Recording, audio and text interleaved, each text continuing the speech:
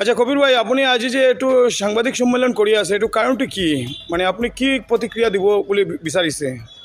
চাওক, আপোনালোকে ইতিমধ্যে জানে যে বৰাক উপত্যকাত শিক্ষা বিভাগৰ যিটো মাহিয়া দৃষ্টিভংগী ইতিমধ্যে আমি যোৱা দিনবিলাকত যেনেধৰণে কৰি আহিছিলোঁ, এইবাৰো আমি দেখা পাইছোঁ যে বৰাক উপত্যকাৰ ছাত্ৰ ছাত্ৰীসকলৰ লগত যে বৈষম্য কৰা হৈছে, বিশ্বাসঘাতকতা কৰা হৈছে, প্ৰতাৰণা কৰা হৈছে।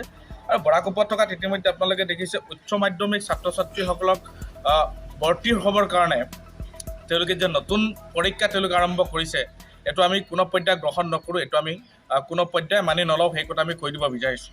আপোনালোকে জানে ইতিমধ্যে বৰাক উপত্যকাৰ হাইলাকান্দি আৰু কৰিমগঞ্জ জিলাত CUET বাধ্যতামূলক যিটো পৰীক্ষা, এই পৰীক্ষাৰ চেণ্টাৰ তেওঁলোকে কাছাৰ জিলাত কৰিছে।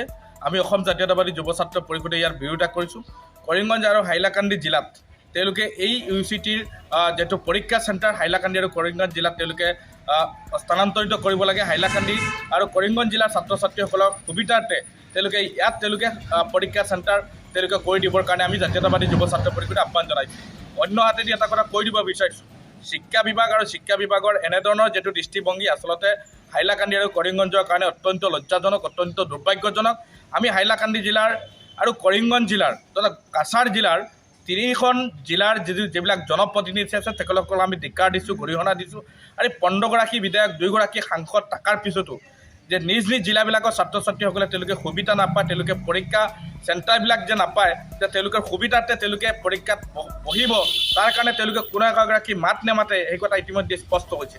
আমি তেখেতসকলক এটা কথা হুকিয়ানি প্ৰদান কৰিছোঁ যে তেওঁলোকৰ এনেধৰণৰ নিকৃষ্ট কাম কাজ, তেওঁলোকৰ ছাত্ৰ ছাত্ৰীৰ প্ৰতি তেওঁলোকৰ অন্যায়, ছাত্ৰ ছাত্ৰীসকলৰ প্ৰতি তেওঁলোকৰ অবিচাৰ আমি কোনো কাৰণতে সহ্য নকৰোঁ।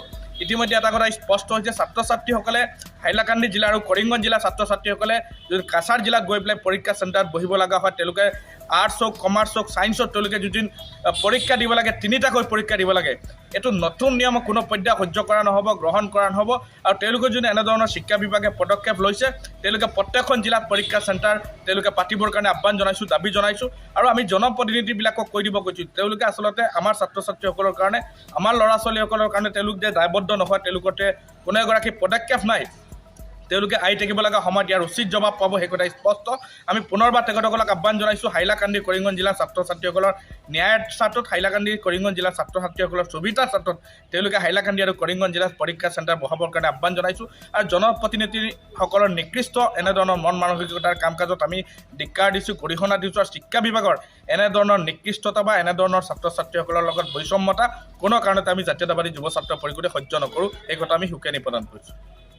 ধন্যবাদ।